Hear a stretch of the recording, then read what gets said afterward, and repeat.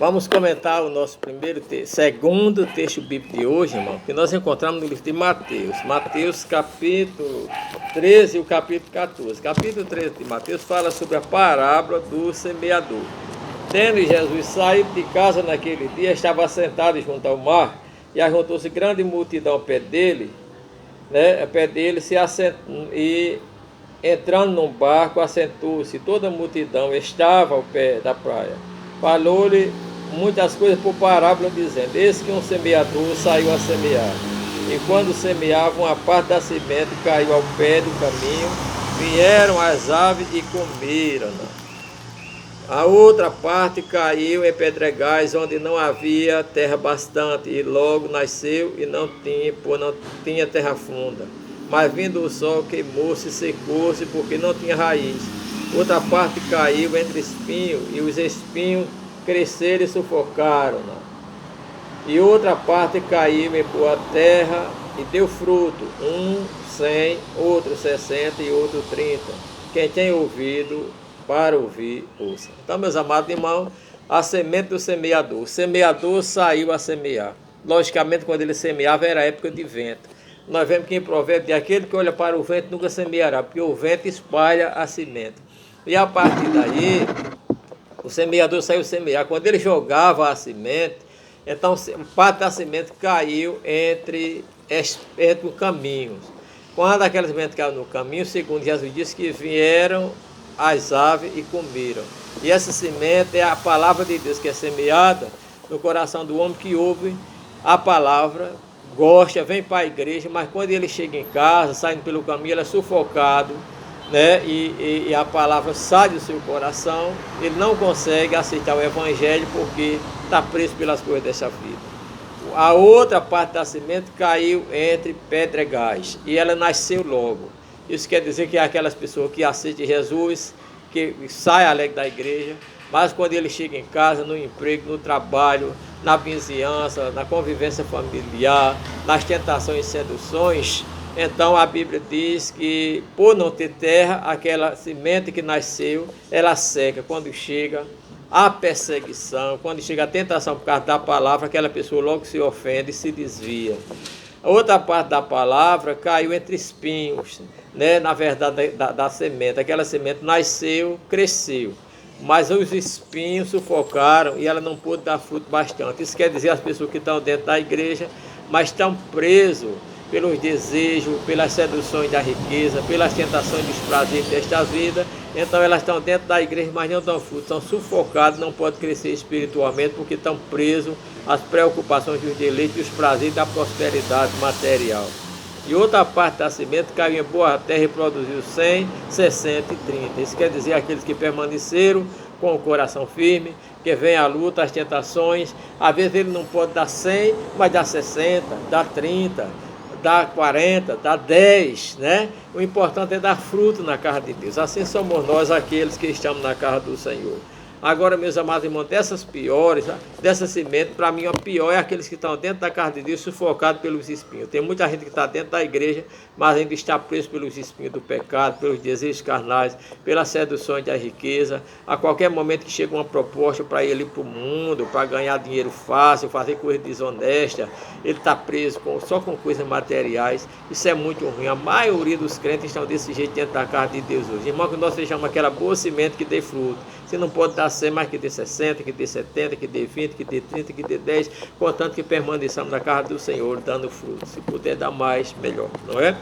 Aqui nós vemos uma continuidade, a partir do versículo 24, é a palavra também do joio e do trigo, O semeador, o homem também, cultivou a terra, plantou boa semente, mas a Bíblia diz que ele plantando a boa semente, irmão?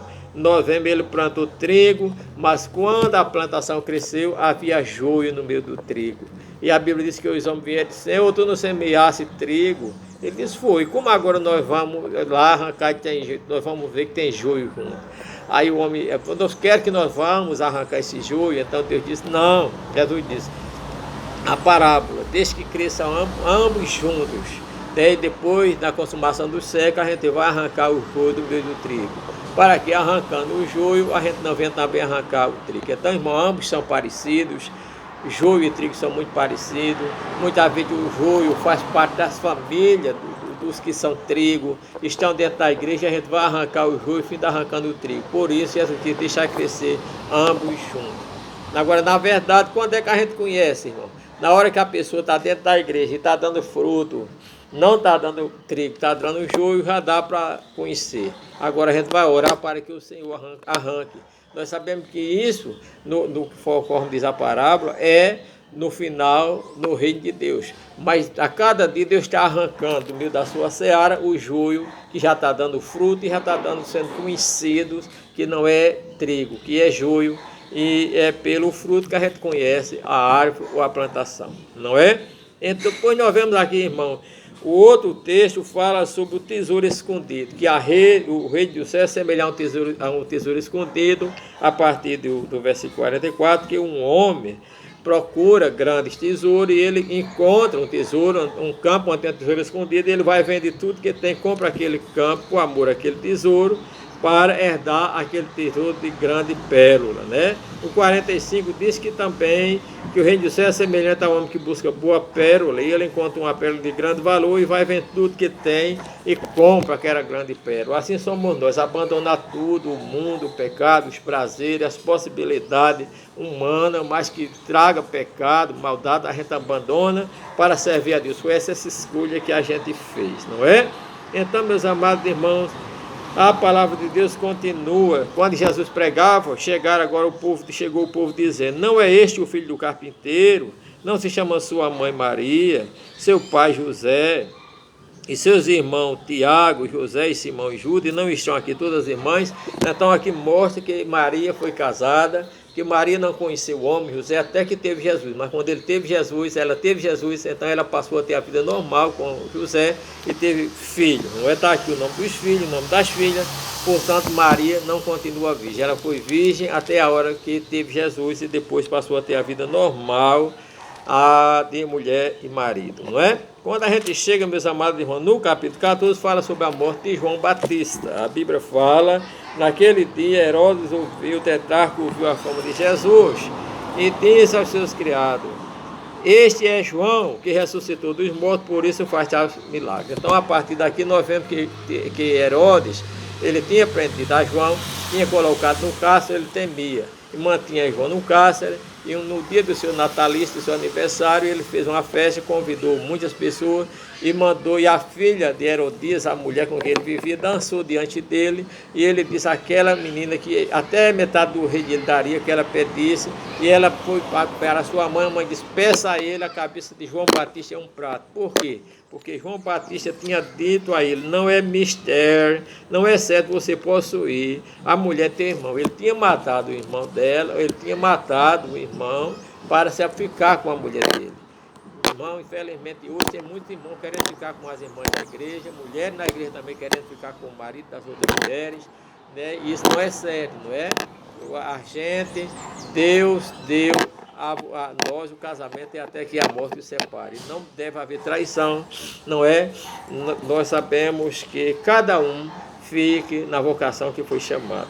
E a partir daí nós vemos que João Batista, a menina foi instruída, e Herodes que queria voltar atrás, mas ele não podia voltar atrás porque tinha prometido. E aí João foi executado e a cabeça dele foi trazida num prato, né? A cabeça de João Batista, e depois seus discípulos sepultaram o seu corpo.